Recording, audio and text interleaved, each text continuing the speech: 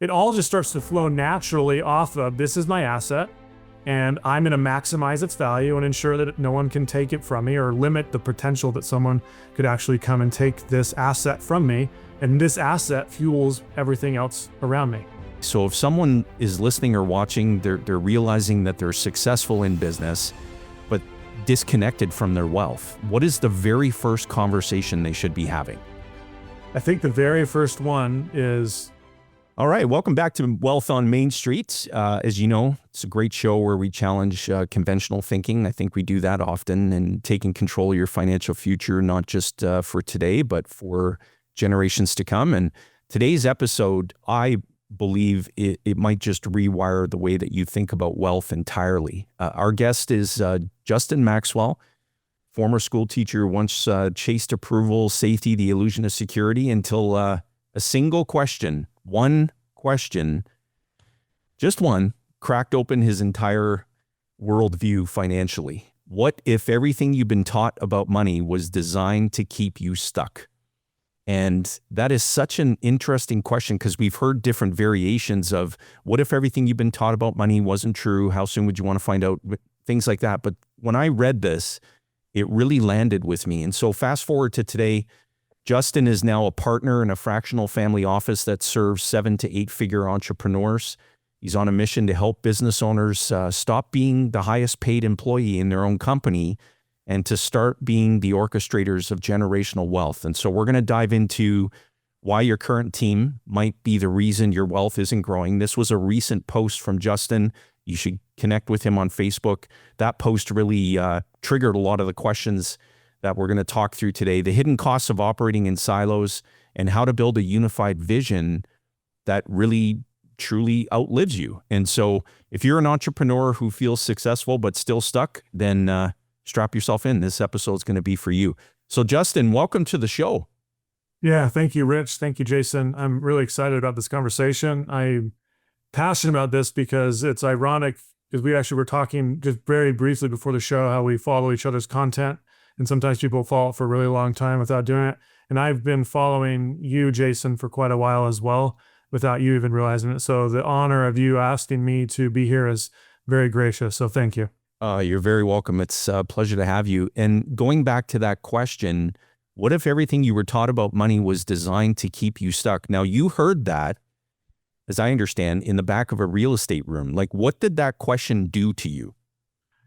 Yeah, so this rocked my world for 2 reasons. Because I was on the path to be a college professor. My entire life, I had chosen what I'll just call the safe path, just doing what everyone wants you to do, getting a good education, getting great grades, excelling in knowing things.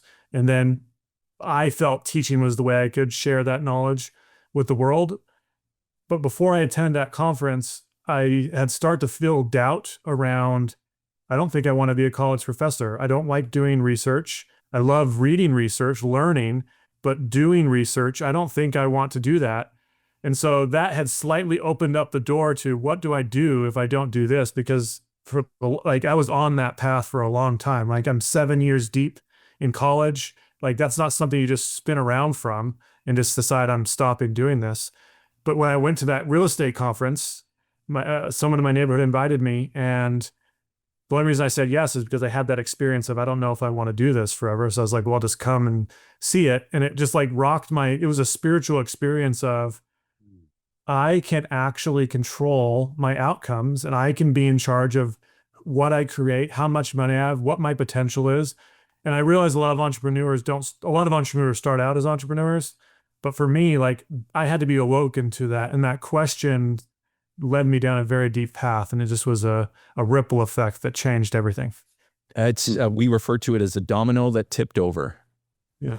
And for you, that was your domino. That's amazing. And one thing that I had mentioned just in introducing you, so there was a post that you shared recently, and it spoke to where you've said, the government didn't steal your wealth, your team did. And so what do you mean by that? And why is that message so hard for high earners to hear?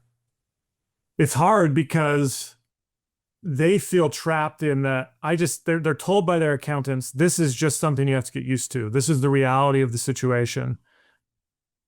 And I often find that people blame the government, they blame their advisors. This fell short, this fell that. And I actually want to turn the mirror back on the person and help people realize that you're the leader of your team. So if things aren't going the way you want it to, it's actually your team's fault, which is actually a reflection of you and your fault. You have to lead your wealth with just as much urgency and passion that you lead your business. And so many business owners miss that step. They abdicate responsibility around their wealth and they take full responsibility of their business. And you need to take full responsibility of the whole thing.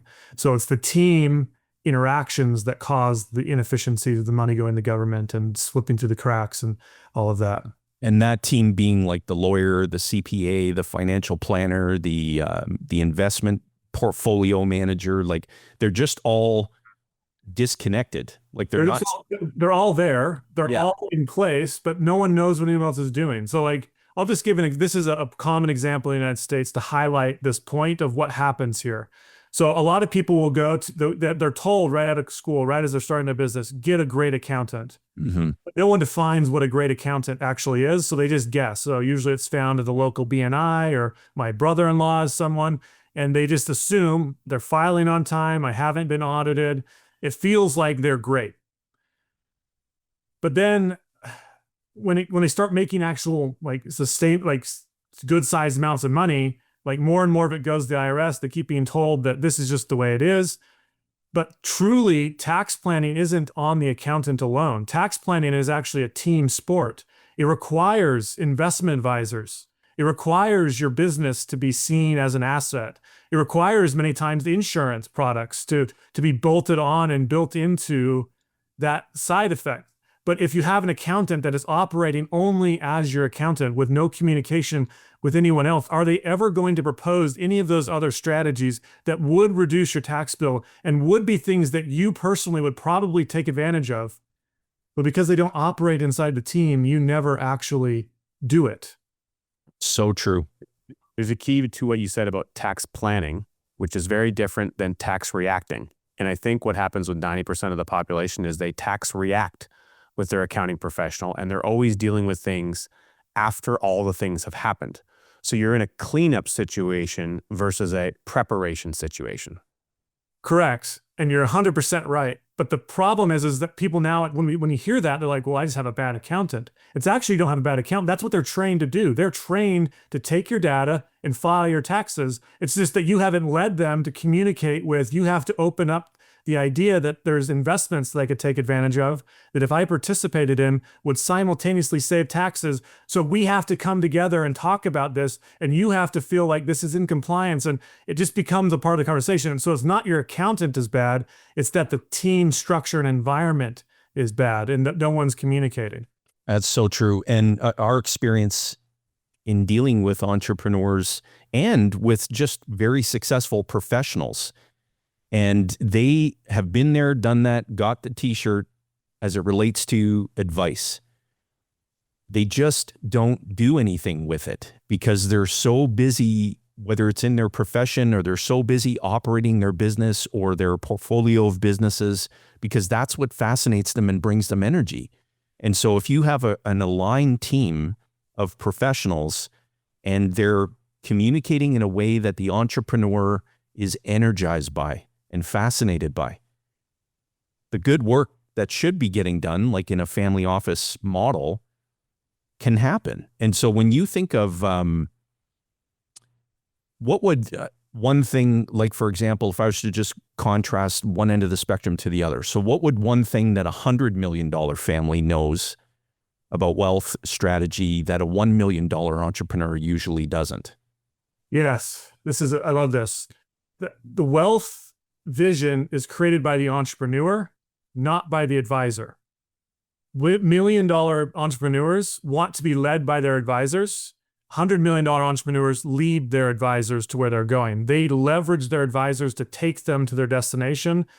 The other way around, the $1 million entrepreneur wants to be led to a destination. And I think, to me, that's one of the biggest distinctions. And that's what it flips it on its head. And I think that's why they're a $100 million entrepreneur. And that's why you're a $1 million entrepreneur. So the same way they would cast and set a vision for an organization that they run is the same way they would do that with things that are outside of the organization that they want to do, whether it's from providing for, a charitable causes situation, family legacy, all those other elements. But by having that team together, they need to have that clear and concise vision that everyone can get on board with, so they can decide even if they want to be on the bus, or do they need to exit the bus at this stop. You said that very, very well, because that is 100% what I believe separates the differences. Is I know where I'm going and I want you to get me there. Are you on board? Can you give me the tools? Can you give me the advice? Can you give me the strategies that are going to take me there? If not, then you're not my right advisor. You might be a great friend. You might have been with me for a long time. You took me to here, but you're not going to take me there. And I need to find someone that can actually help me get there. Is this that oftentimes entrepreneurs at the $1 million mark they're not thinking that way. And I believe this actually tails back to most entrepreneurs grew up middle class or poverty stricken. And so their destination, their vision is still middle class, even though they're making money that has blown well past that. And so they're okay with middle class advisors because their destination is middle class, and they haven't figured out that they have to raise their bar of destination in order to find the advisors and team that will take them there. That is such a good insight. It reminds me of something that I've shared, even perhaps on a few occasions on the show, proximity influence. And so if you can get within proximity of $100 million entrepreneurs, even at the $1 million mark, there is going to be some proximity influence. It's not a matter of if, it's when, and you'll be influenced in a really positive way. You'll be invited into a new frame of thinking, new possibilities, a new vision that you can cast for a bigger future. And what I was sharing, with you earlier, just around this, I think of it as many entrepreneurs, if I was to use the phrase, the family office model, most would not even know what that is. But you've democratized that for everyday entrepreneurs. And so what's the biggest myth that people have about what a family office even is? Yeah, I think the biggest myth is people say that's something you get when you get to become a $100 millionaire. Like it's something somewhere else out in the future. So they've immediately taken a gap. They've created their own gap of that's not for me, instead of learning like what it is they're operating. How are those people operating, and what's the value to me and my family today? So by creating that gap, it causes a fairly large disconnect of that's not for me. So I can't even think that's too expensive. That's someday. Hopefully, that's a dream scenario. When in reality, you can create that ecosystem right around you right now. And you just have to lead your team. Like you have to be the one that takes accountability. No one cares about your money more than you. And you have to say that I am leading my insurance people, my tax people, my investment people, my business as one unit. And I'm taking responsibility for what happens. And we're going to go to where we're going to go. And hopefully someday all of us become a big family office together, and we'll actually all be employed under our family office. But even if we don't get to that level, I know that you're going to find millions and millions of dollars of efficiency that will be yours down the line, just because you have everyone talking. That's so good. Now, how did you get, going from this professor track / school teacher transition to helping family offices? There's a bit of a jump point there. I'm curious, Justin, what was the phrase, sequence of events that led you from that gap and that jump? Yeah, that's extraordinary. It's people are going to be a little bit surprised how quickly I've figured this out, but because I figured it out so quickly, everyone else can figure it out just as quickly. Like you don't have to spend 20 plus years figuring this out. So the gentleman that I heard speak was Garrett Gunderson, who I know that both of you are probably familiar with. Oh yeah. So that sparked it. About a year and a half later, that just sparked like, okay, I got to start thinking of something else. A year and a half later, I heard him speak again, and he had a call to action, sign up to schedule a call. That call to action, schedule a call, wasn't to Garrett. It was to his brother-in-law, Derek. And Derek is now my business partner.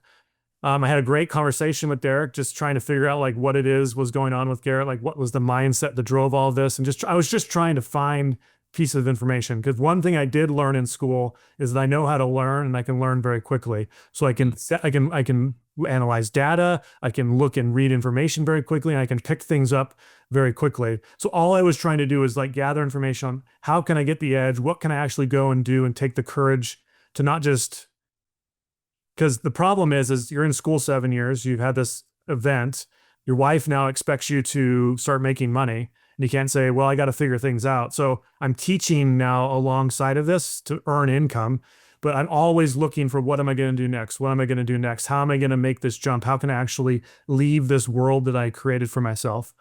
And then a year and a half later after that, I'm sitting at my kitchen table, and I just had this realization, call Derek back and ask him, what did you do to get to where you are? Like, what steps did you take? What licenses? What schooling?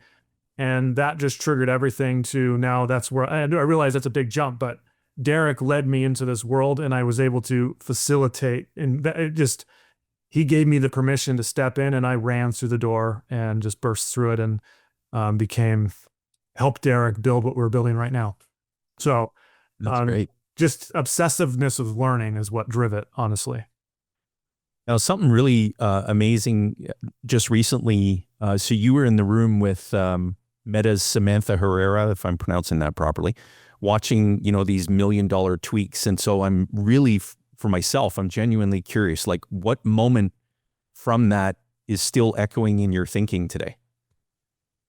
Yeah. So it was really shocking, because the thing about that moment is I'm sitting around businesses that are doing 50 million a year.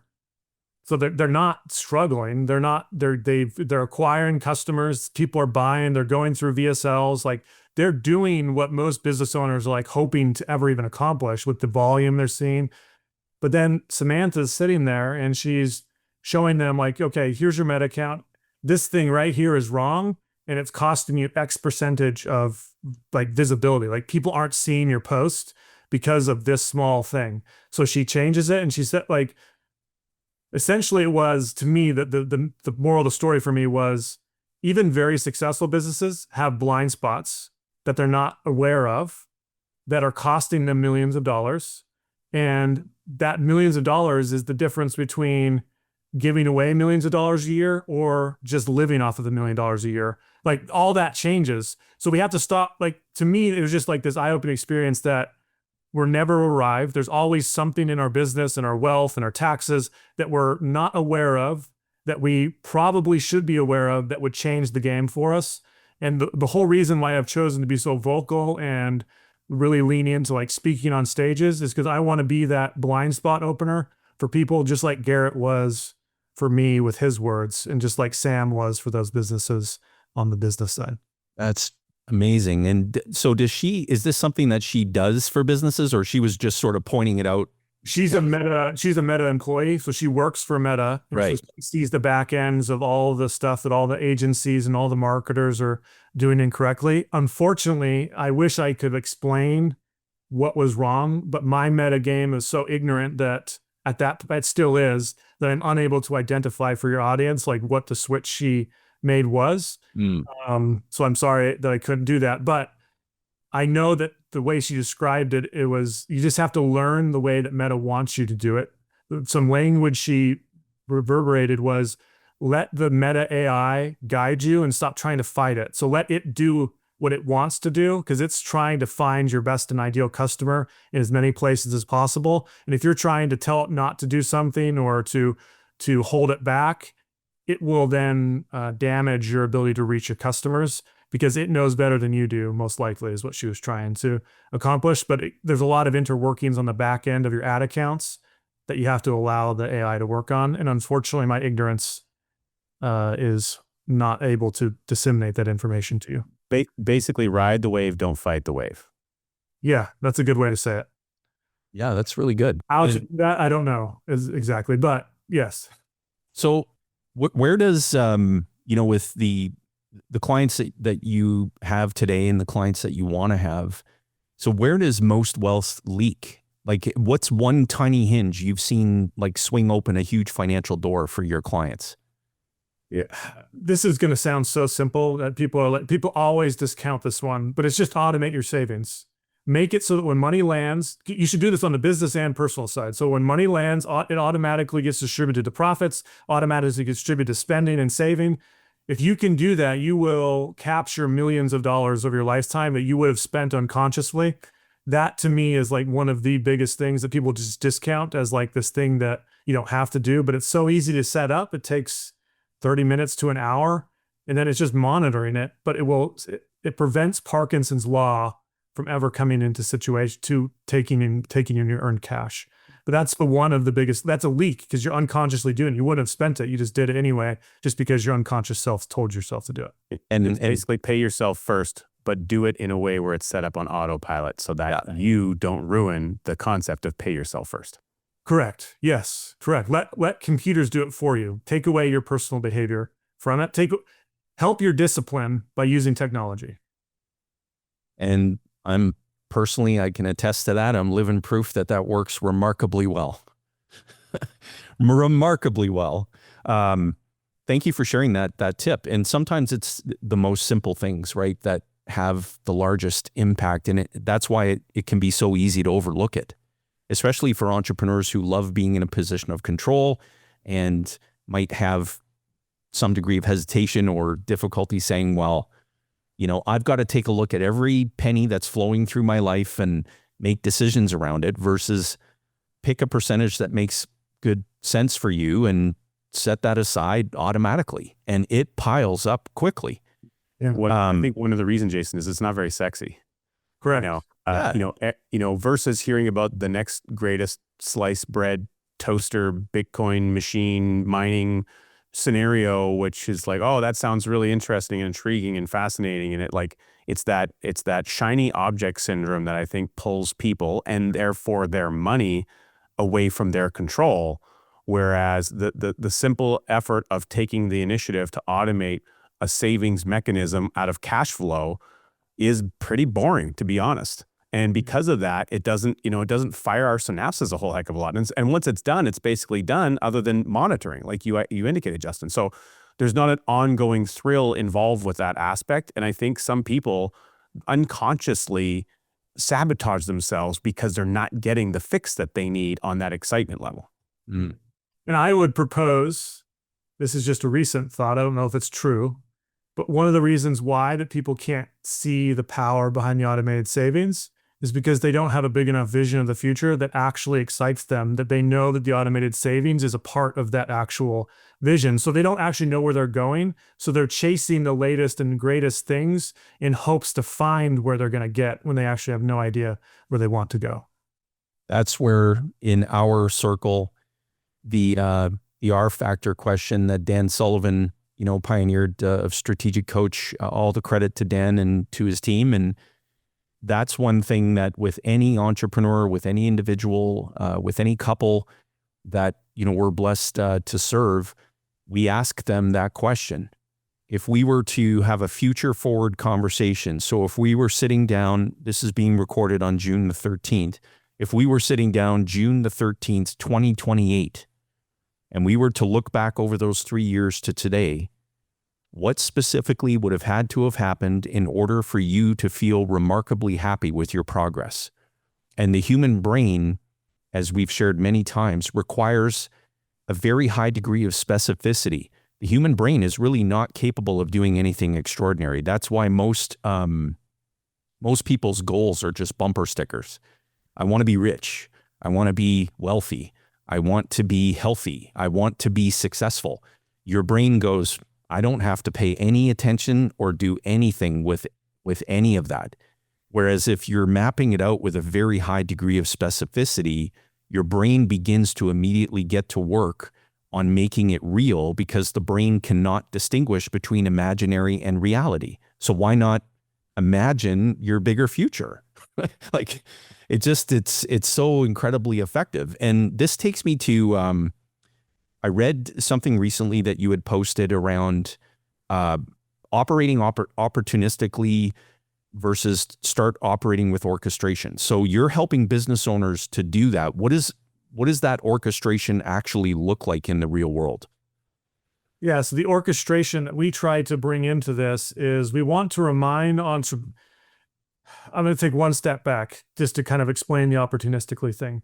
I've lots of conversations I've had with business owners is that they take advantage of opportunities that just fall in their lap, and it gets them places. Like they'll go to an event, they'll hear a speaker, and it's like, oh my gosh, I wish I would have had that a long time ago. Just fell in their lap. Or a competitor is going out of business and they acquired them and it just fell in their lap. They didn't do it on purpose. It just was like this happenstance thing that came about. And I believe that that's how people are. They're opportunistically taking advantage of their taxes, around their wealth, around the way they spend money. And so it just is, it's fairly like, if it happens, it happens. I'm not leading the ship. It just happens organically. It was occur to me. The problem with that model, in my opinion, is that it's likely that people that are going to sell you financial products, for example, are going to want to view your business as like the ATM or the cash flow that's then going to buy other people's assets and build your wealth. Right. There's nothing wrong with that. It's actually a very true state. Like you should be doing that, but it's the lens that's the problem, in my opinion.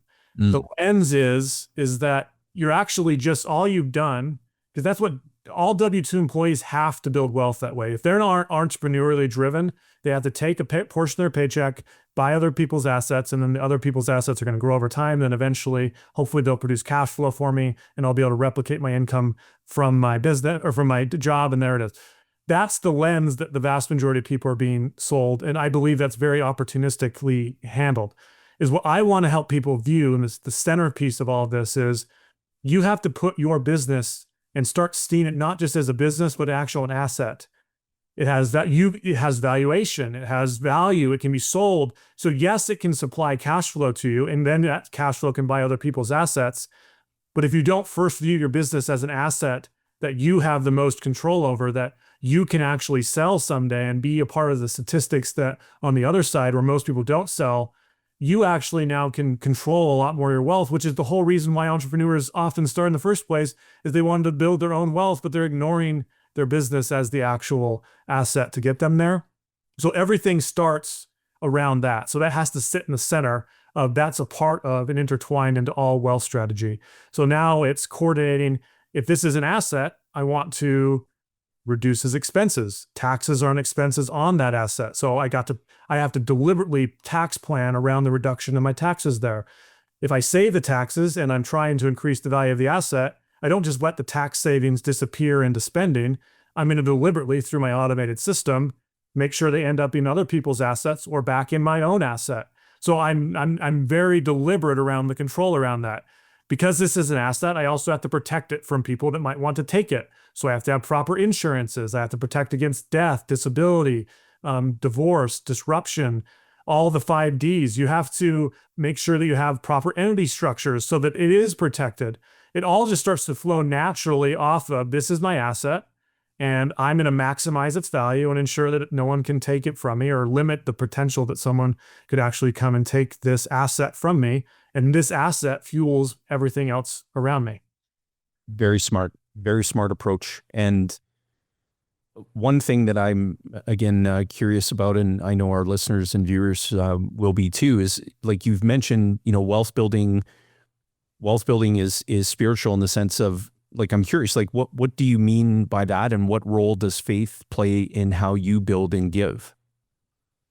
Yeah, this is very dear to me because it's something that's, I had that event, the spiritual awakening. Since then, everything I've done has actually been built for my family and for the future, not actually for the business creation. It's like my vision is around my family, and I'm attaching a business vision to help my family get to where I view it to go.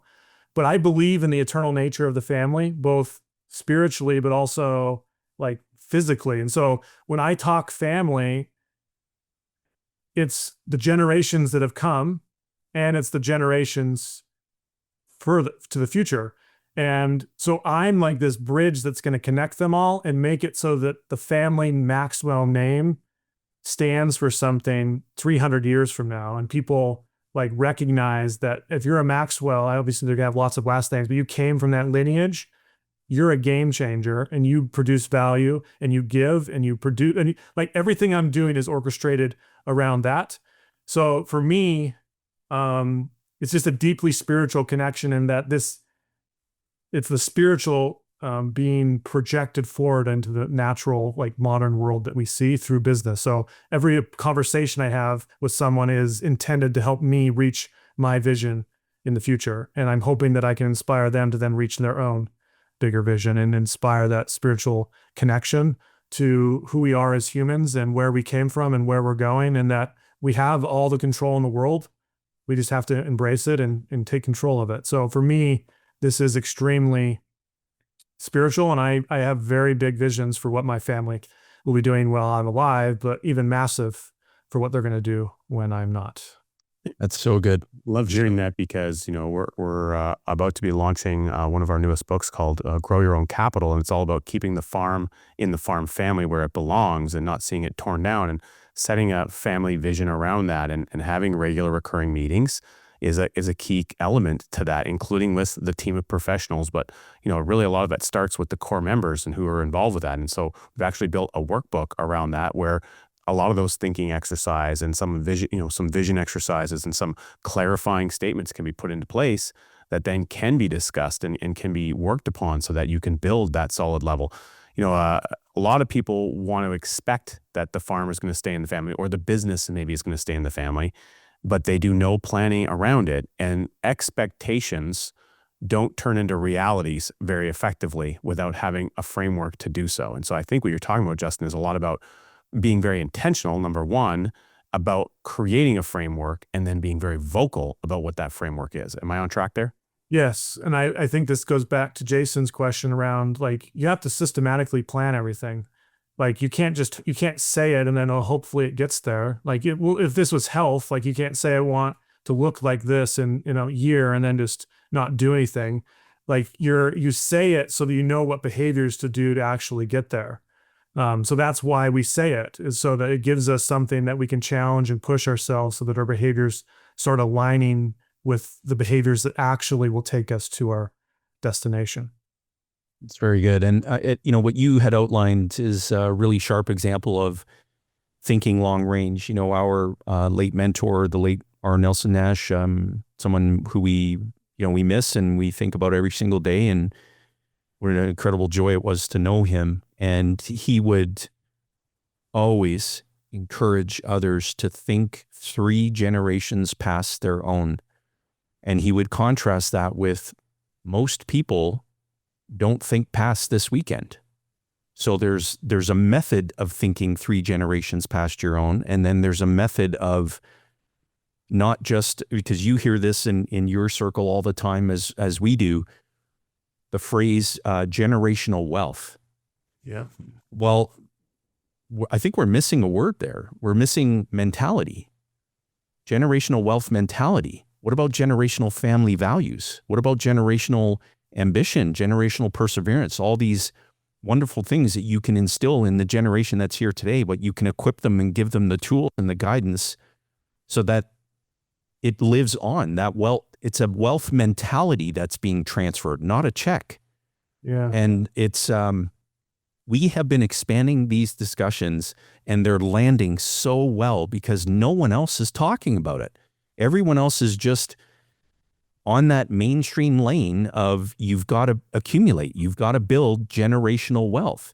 There's no deep discussion around how it's transferred, other than the conversations are always very mechanical. You need to have this family trust in place. You need to have this entity in place. You need to check the boxes on all these documents that need to be signed off on. I get it. That's all tactical. That's all mechanical. What are we doing specifically to transfer the wealth mentality so that we have good stewards for the next generation and the generation that comes after that? And so if we can give listeners and viewers like a step that they can take away. So if someone is listening or watching, they're realizing that they're successful in business, but disconnected from their wealth, what is the very first conversation they should be having? I think the very first one is, I'm going to state this as families, but if you were single, you can still deliver this. You have to sit down with your spouse and you have to define What is the wealth mentality? What are our values? What are our doctrines? What are our milestones? What it is, who is it that your last name, what is it that Maxwell's stand for? And what are they known for in the world and how do they behave? And everyone makes mistakes. And that's why there's forgiveness and there's lots of, I'm very religious. So I believe in the ability to have sins forgiven and things like that. But I believe that enhances the ability to always enable the family to do that. But that's the first conversation, because once you have that, now you can actually start to formulate an idea of what it is we're actually going to create with what you just said 3 generations from now. That you can't skip to that unless you do this. So you have to enable what is it that our mentality, our behaviors are going to leave behind, because the behaviors are what produce the wealth. It's not behaviors produce value, the value produces the money, so that's to me the first step. You have to sit down and actually become absolutely clear on who it is. And too many people, I love religion, I love God, but too many people abdicate this to religion and church to solve instead of families doing it themselves. And so you have to take this even into the family, in my opinion, with the church and religion attached to it and intertwine it. But you cannot abdicate it to the church. You have to bring it into the home. Agree wholeheartedly. Absolutely wholeheartedly agree. And so if you had to summarize, everything you've learned about real wealth up to this point in your life in one sentence that you'd want your kids to remember, what would it be? The things that matter most are the things that leave the biggest impact. That just came off the top of my head, but I think that's good enough. That's why it's real. Yeah. That's why it's real. That's incredible. Rich? Justin, absolutely awesome. Love the work that you're doing. I love the journey that you've been on to be in a position where you're so inspired about not only what you're doing for your own family, but for the families that you're able to connect with in the family office model. So congratulations to all that, and for sharing a ton of great nuggets and wisdom for us here today. Our question really is, if you were to put some thought into it, who is it that you most want to be a hero to as you consider what the future holds for Justin? Yeah, so this is, it's going to be 2 people, if that's okay. So I want 150 years from now, I want my whatever grandchild that is to view me as a hero, but I actually want the person they're going to help to view me as a hero, because the reason that they're able to help them is because of the things that I put, the domino that I knocked over today. The only reason they're able to do it at that level with that much impact and that much capital behind it and that much ability to think that way and be abundant and just solve that problem for that individual is because I triggered something. But then I want to then say this. I then want to say that I'm grateful for everyone that came before me, because the only reason I am able to be here is because of everyone that happened before me. So I don't actually, the hero isn't me, it's going to be the entire line is what I actually want it to be. Does that make sense? Makes perfect sense. And this was a great conversation. We're definitely going to have it again. Justin, it was great to have you on the show. What came up for me,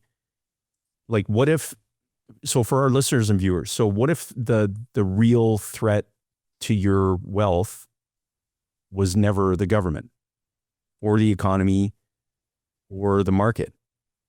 What if it was the lack of orchestration in your own life? And so Justin shared a great conversation with us in terms of what it means to move from being a high income earner to a generational wealth mentality builder. And if any of you felt like Justin was speaking directly to you, then maybe it's time that you audit more than just your business. Audit your team, audit your vision, audit the structures, the frameworks that you think are presently working, because generational wealth / mentality, in my humble view, is not built accidentally. It's built on purpose. And so when you start playing chess, which I don't play very well at all, instead of playing checkers, then your legacy can truly multiply, especially if you embrace thinking 3 generations past your own. And so if today's conversation sparks something in you, share it with a fellow business owner, let them in on the truths that Justin shared. it doesn't come from hustle. It comes from synchronicity and an orchestrated, engineered outcome, as our late mentor, R. Nelson Nash, would often say. And so you're going to see another video. If you're on the YouTubes, you just saw another video pop up. That's our way of hoping you'll receive inspiration to continue your journey of learning. There's no such thing as having arrived in knowledge. There's always something new to learn. And so, guys, this was a lot of fun. Until next time, guys, have an outstanding rest of your week. This was great. Thank you.